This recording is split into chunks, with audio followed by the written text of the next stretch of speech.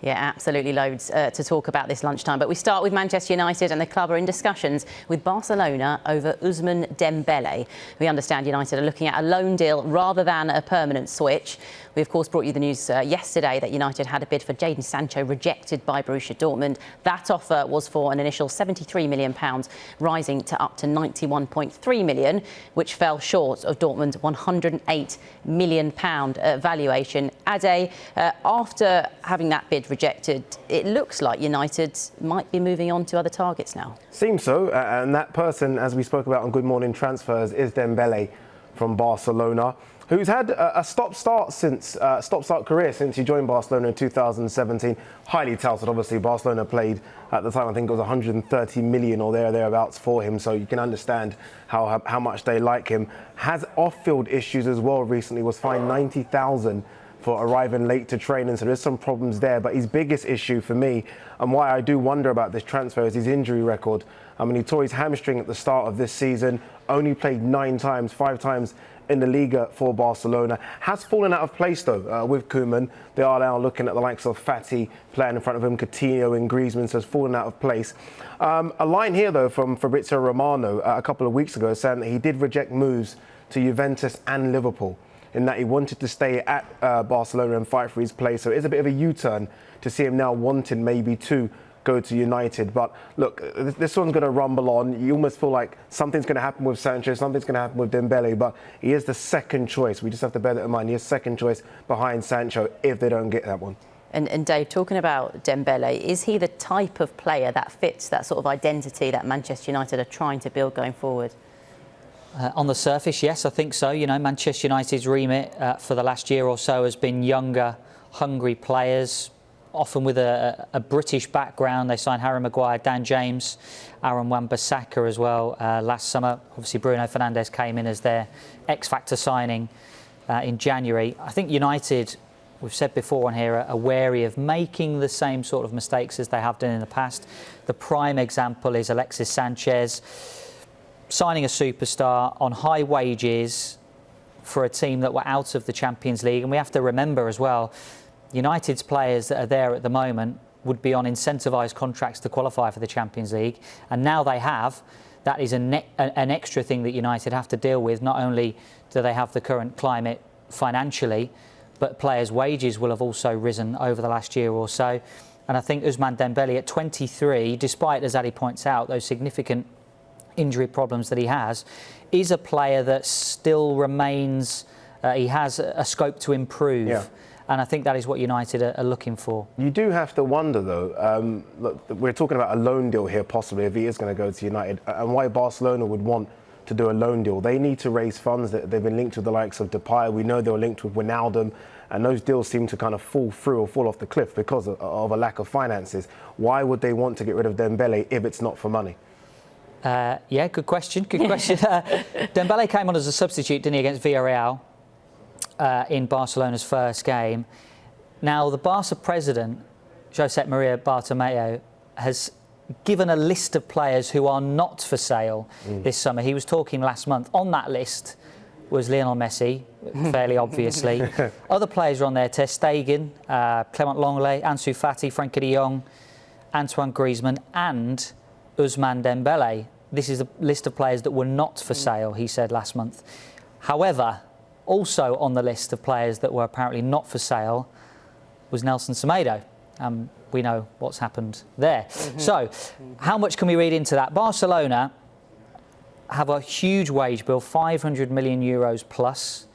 They've got a 300 million euro black hole to fill during the pandemic. They are, as Adi points out, in a bit of a financial mess at the moment, which was pretty much conveyed to us during the whole Lionel Messi charade as well. You would think a loan with a permanent option might be considered by Barcelona. Maybe something incentivised to make it a permanent switch after that, a hefty loan fee. All of those things would probably come into the discussion. But if Ousmane Dembele left, the player that Ronald Koeman has wanted to sign this summer is Memphis Depay. Now, if United managed to get Ousmane Dembele, would enough money change hands in order to get Koeman, Memphis Depay? Those are all questions that need to be answered. Well, one of the questions that needs answering as well. Will this have an impact on the signing of Jadon Sancho? Let's go live to Dortmund and rejoin our reporter Gary Cottrell. Gary, great to see you. Given that news about Ousmane Dembele, do you think that this is a sign that United are now moving on to other targets rather than focusing their intentions on Sancho? Well, they've always had this B list, haven't they, of players that they would potentially try to sign if they couldn't sign their number one target, which is, of course, Jadon Sancho. Certainly around this place, the club isn't concerned at all by these reports. Their position remains clear that they don't want to sell Jadon Sancho. They knew this offer was coming. They knew that it wouldn't be a high enough offer, this €100 million offer that came through yesterday, which they rejected out of hand straight away. They've always said the deadline passed for signing this player 51 days ago. The price then was €120 million, and even if that price was agreed with Manchester United, they may not even sell, because the officials here have made it very, very public, very, very strong that they said that deadline was for real. It wasn't just a negotiating tool. And if they went back on that now, there would be some raised eyebrows, certainly among the German media. So yes, I think United now do have to start looking for alternatives. Of course, they want Sancho, but perhaps they're beginning to get the message that as far as Borussia Dortmund are concerned, he's more than happy to stay for another year, or at least he was until that offer came in yesterday. And in a year's time, they say that they'll get more offers for him and more money for him. Gary, Dortmund, as you say, have consistently said they won't sell. How much higher do Manchester United have to go if they want to get this deal done? One of the top clubs in the world wanted to buy a 20-year-old, highly talented, highly sought-after Borussia Dortmund attacking player. I'm not talking about Manchester United wanting to buy Jadon Sancho.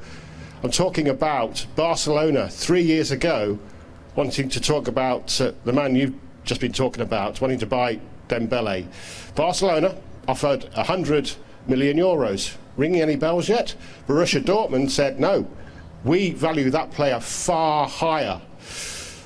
They dug their heels in. At that point, Dembele started to agitate. He at one point refused to train, but even so, they weren't for budging, Borussia Dortmund. No, we value the player higher. Eventually, Barcelona paid in the region of going up to, with add-ons, €150 million for Dembele. Borussia Dortmund won that battle. It's a cautionary tale as well, isn't it? Because 3 years on, we hear Dembele could well be going out on loan. And that's the message that I've been asked by the club to portray. You know, tell that story if people want to know how determined we are that this deal won't be done unless the price is right. Gary, great stuff. Thanks for now. Well, Dave, what's frustrating for Manchester United fans is this all just seems like it's been left so late. Why? Has it? I mean, deadline day is late, isn't it? I mean, Borussia Dortmund have always talked about this August the 10th deadline. But as far as Manchester United were concerned, they were never working towards this deadline. As far as they were concerned, the international transfer window closes on Monday, and that's the only deadline that they're working to, and all clubs are working to at the moment. But we spoke earlier on Good Morning Transfers about the financial side of things. But just to touch on what Gary was saying there, let's try and compare Ousmane Dembele and Jadon Sancho, because we've got some stats of Dembele's breakthrough season, 2016-17 at Borussia Dortmund. And these are the stats which tempted Barcelona to pay what was at the time a record fee for Ousmane Dembele. 10 goals, 20 assists, 30 goal involvements, clearly there. Dribbles attempted 333, 215 touches in the opposition box. Now, Sancho has obviously been involved in more goals and has a better goal involvement. But I think if you look at the profile there, the players are of a similar profile. Mm-hmm. But what's obviously happened since then for Ousmane Dembele is he's had those very, very difficult injuries to overcome. Yes, it's taken time for Manchester United to make their move. They have made their move. We said earlier, the offer that's been made has been turned down.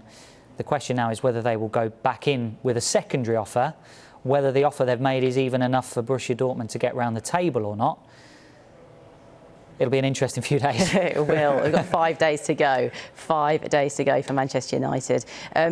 Ade, I mean, we've seen former United players, club legends come out and say that Manchester United's approach to recruiting players is very different to what it used to be. I suppose it's hard to disagree with that, really. It's hard to disagree, but Manchester United also very different to what they used to be. This isn't a team that are dominating the Premier League anymore. This isn't a team that are going deep into the European competition, especially the Champions League as well. But there was a good piece, and we spoke about it before, Andy Mitten, a piece on our website where he spoke to a United legend. And this United legend said exactly these words, that United are the club that have lost the ability to do dark arts of transfers. And what he was referring to was Sir Alex Ferguson. Prior to this type of dealings, when it was Sir Alex Ferguson, he would just go to a player, say we're interested in you. That player would then go to the agent and say, I want to go to United. They don't have that pull anymore, and I think we've seen this. And this isn't just the Sancho deal. We've seen it with other deals in the past as well. Haaland's the big one I keep referring to, just because he is at Dortmund now, so you can kind of make the comparison. That went very deep. We assumed they were going to get Haaland. In the end, he chose Dortmund, and now we're having a similar situation with Sancho. I understand United's bite on this one, though. They don't want to overpay. They don't want to be seen as a club that is overpaying. They've done that in the past with the likes of Di Maria, deals that didn't work out. They want to play what they think the player is worth, and maybe they just don't think Sancho's worth the asking price